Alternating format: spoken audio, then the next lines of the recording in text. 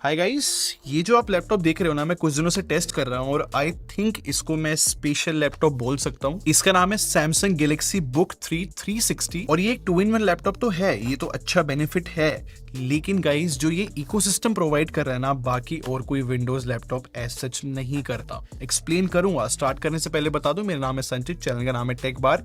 मैं आप लोग का टेक कैरियर एक्सपीरियंस बेटर करना चाहता हूं तो सब्सक्राइब बटन पे क्लिक कर लो, साथ में बेल आइकन जरूर प्रेस कर लेना। वैसे एक और बात गाइस, रिसेंटली मैंने ट्रेवल किया था, साउथ कोरिया में गया था, वहां पर भी मैं लैपटॉप लेकर गया हूं, तो मेरे पास कुछ डिफरेंट एक्सपीरियंसेस भी है शेयर करने के लिए। और सबसे पहली बात जिसके ऊपर मैं हाईलाइट करूंगा कि बहुत ज्यादा प्रीमियम डिजाइन है, और मैं जनरली इतना ज्यादा हाईलाइट नहीं करता ऐसे, क्योंकि यार जिस तरीके की ड्यूरेबिलिटी लेकर आ रहा है ना, जैसे कि जो स्क्रीन फ्लेक्स है इसका बहुत ज्यादा कम है बाकी लैपटॉप्स के मुकाबले। और एक और बात जो मैं हमेशा हाईलाइट करता हूँ, एक अच्छे लैपटॉप की पहचान है कि वो एक फिंगर से पूरा खुल जाता है, उसका हिंज अच्छा हो। तो इस लैपटॉप का हिंज अच्छा तो है ही, बट क्योंकि ये पूरा 360 घूम जाता है तो ये एक अलग बेनिफिट देता है, और मुझे कभी भी ऐसा फील नहीं हुआ कि ये लाइक डेलिकेट चीज है। आई थिंक जिसकी एल्यूमिनियम चेसी है वो इम्पैक्ट क्रिएट करती है, खासकर इन हैंड फीलिंग बहुत अच्छी बनाती है। और दो रियल लाइफ इंसिडेंट्स बताता हूँ जो मैंने फेस करे हैं।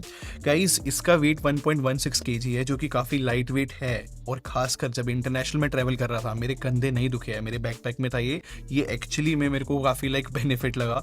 और दूसरी बात, इसकी जो ये लिड है ना पूरी काफी मिनिमल है, नो डाउट, बट हाँ इसमें फिंगरप्रिंट आते हैं तो साफ करना बनता है। अच्छा, एक और बात जो मैं हाईलाइट करना चाहूंगा, रिसेंटली मैंने नोटिस किया कि पोर्टेबल लैपटॉप्स जो है ना टाइप ए यूएसबी पोर्ट नहीं देते, और जितने भी ज्यादातर माउस या कीबोर्ड आप कनेक्ट करना चाहते हैं ना वो टाइप ए यूएसबी के साथ आते हैं। और ये चीज मैंने इसलिए बताई क्योंकि जब मैं इस लैपटॉप को यूज कर रहा था, मुझे माउस कनेक्ट करना था, इसमें यूएसबी टाइप ए था, तो मुझे उस टाइम बहुत अच्छा लगा कि मुझे अलग से डोंगल यूज नहीं करना पड़ रहा। बाकी इस लैपटॉप में हेडफोन जैक और माइक्रो एसडी कार्ड स्लॉट दे रखा है राइट साइड में, और लेफ्ट साइड में हमें थंडरबोल्ट पोर्ट भी मिलता है, और टाइप सी भी है, और साथ में एक एचडीएमआई भी मिलता है। और गाइस पता है क्या, ये जो आप चार्जर देख रहे हो ना, ये लैपटॉप के साथ मिलता है 65 वॉट का, काफी पोर्टेबल ही इसको मैं बोलूंगा, क्योंकि इसकी भी सिंपल सा रीजन है, क्योंकि ये लैपटॉप टाइप सी से चार्ज होता है ना।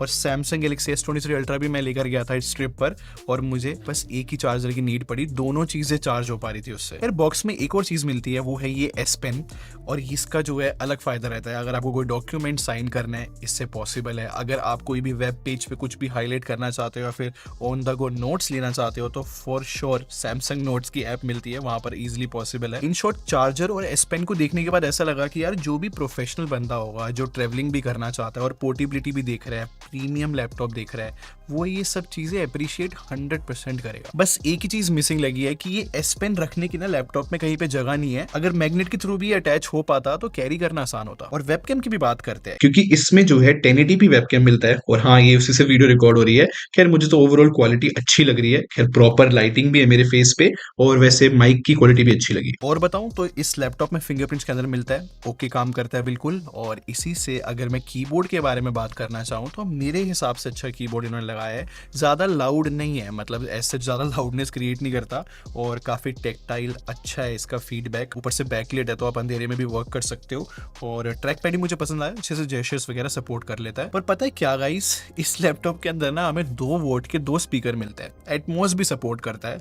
फॉर सम रीजन जो है ना, इतनी कम लाउडनेस है कि मेरे को थोड़ा सा डिसअपॉइंटिंग लगा। मेरे हिसाब से और लाउडनेस होनी चाहिए थी, इस वजह से इस लैपटॉप में मैंने ज्यादा हेडफोन यूज करे। और गाइस, जो ये मैं मॉडल यूज कर रहा हूँ ना लैपटॉप का, तो मैं जो हूँ 13.3 इंच का यूज किया है, और इस ये टच स्क्रीन के साथ आता है। वैसे इस बार सैमसंग ने 15.6 वाला मॉडल भी इंट्रोड्यूस करा है, बट इस डिस्प्ले को देखने के बाद आपको कुछ अलग लग रहा है, क्योंकि ये एक सुपर एमोलेड डिस्प्ले है, तो इसलिए कलर्स इतने लाइक अमेजिंग दिख रहे हैं। और गाइस, ये डिस्प्ले जो है 120% DCI P3 कवर करता है। अच्छा, लास्ट ईयर भी सैमसंग ने अपने लैपटॉप को बहुत अमेजिंग डिस्प्ले थी, बट इस बार इन्होंने ब्राइटनेस इंप्रूव करी है, 70 और निट्स दे दी, तो 370 निट्स एक अच्छा नंबर है लैपटॉप इंडस्ट्री के अंदर। और ट्रैवलिंग के टाइम में ना इस लैपटॉप में मैंने जॉन विक 3 मूवी देखी, और उस मूवी में ना बहुत सारे नियॉन वगैरह दिखता है, कलर वगैरह लैपटॉप ने अच्छी तरीके से हैंडल किए कलर्स वगैरह, और इनफैक्ट ब्लैक भी बहुत अमेजिंग तरीके से प्रोड्यूस कर पाता है। सिंपल सी बात है, one of the best displays है अगर आप कंटेंट देखना चाहो तो लैपटॉप में। और एक और चीज से मैं काफी इंप्रेस हुआ, वो है इसका सॉफ्टवेयर का पूरा एक्सपीरियंस। खैर इसके अंदर विंडोज 11 मिलती है, और ऑफिस प्री इंस्टॉल मिलता है,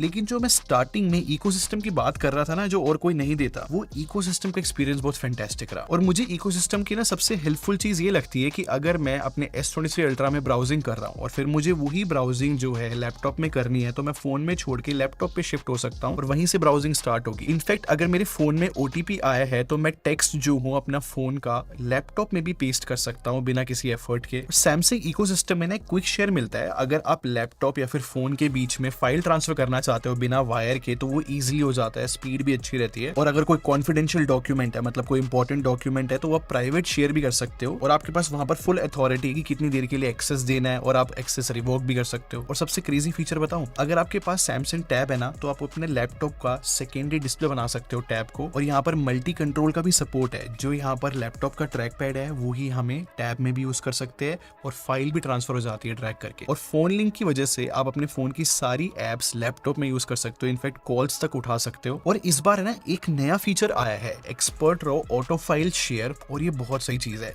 मतलब मैं अपने S23 अल्ट्रा में ना रॉ फोटो खींच रहा था और बिना किसी वायर के अपने आप वो लैपटॉप में फोटो आ गई, मतलब अपने आप सिंक हो गई और वहां से मैं उस फोटो को एडिट भी कर पा रहा था। फाइनली हम ये कह सकते हैं कि कोई तो ब्रांड है जो विंडोज और एंड्रॉइड वर्ल्ड के अंदर इकोसिस्टम कंटिन्यूअसली बिल्ड कर रहा है। और बैटरी की अगर मैं बात करूं तो 61.1 वॉट आवर की ये बैटरी कैपेसिटी लेकर आता है लैपटॉप। और अच्छा है यार इसका बैटरी बैकअप, क्योंकि ये इंटेल ईवो प्लेटफॉर्म पे आता है, तो ऑब्वियसली बैटरी बैकअप मेरे हिसाब से कोई बिग इशू नहीं है। बट इंटरेस्टिंग फैक्ट मैं आपको बताऊं ना, जिस तरीके का फॉर्म फैक्टर ये लैपटॉप लेकर आ रहा है ना, जितना पतला है ये, परफॉर्मेंस यार मेरे हिसाब से कमेंडेबल है। ये जो लैपटॉप है ना, इंटेल की लेटेस्ट जेन प्रोसेसर के साथ आ रहा है, जो कि 13 जेन है और रैप्टर लीग बोला जाता है। खैर जो मेरे पास मॉडल है जिसपे मैंने टेस्टिंग करी है, वो i7 प्रोसेसर के साथ आता है, i7-1355U। और जो इसमें प्रोसेसर लगा हुआ है ना U सीरीज का, वो ज्यादातर एफिशिएंसी और एक कॉम्पैक्ट लैपटॉप में यूज करा जाता है। खैर एक और मॉडल है जिसके अंदर P सीरीज वाले यूज करे जाते हैं, तो आप वो भी चेकआउट कर सकते हो, ऑब्वियसली हायर पे करना पड़ेगा। और इंटेल Iris Xe ग्राफिक्स है और 16GB की LPDDR4X रैम मिलती है और जो 1TB की SSD मिलती है ना इस मॉडल के अंदर, उसकी स्पीड तो काफी अच्छी आ रही है। चलो स्पेसिफिकेशन साइड में रखते हैं। आपको पता है गाइस, मैं PC Mark 10 रन करता हूं बस ये चेकआउट करने के लिए कि अगर इसमें कोई नॉर्मल टास्क परफॉर्म करता है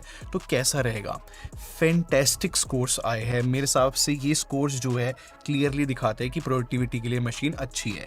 इनफैक्ट गीक बेंच के जो यहाँ पर स्कोर्स आए हैं वो 8000 के अराउंड है और कॉम्पैक्ट लैपटॉप के हिसाब से ये स्कोर्स भी अच्छे आए हैं। और मैंने तो सिनेबेंच भी रन करा है और उसके स्कोर्स भी बिल्कुल ओके देखने को मिले। पर सिर्फ बेंचमार्क्स नहीं, मैंने तो कुछ रियल वर्ल्ड काफी हैवी एप्लीकेशंस भी रन करी है, जिससे आपको अंदाजा लग सके। मैं ज्यादातर लैपटॉप के लिए करता हूँ, जैसे कि मैंने लाइटरूम इंस्टॉल करा, उसमें 1600 फोटोज इंपोर्ट करी, हाफ JPEG थी, हाफ रो फोटोज थी, एक्सपोर्ट करी 19 मिनट 12 सेकंड में इसने एक्सपोर्ट कर दी।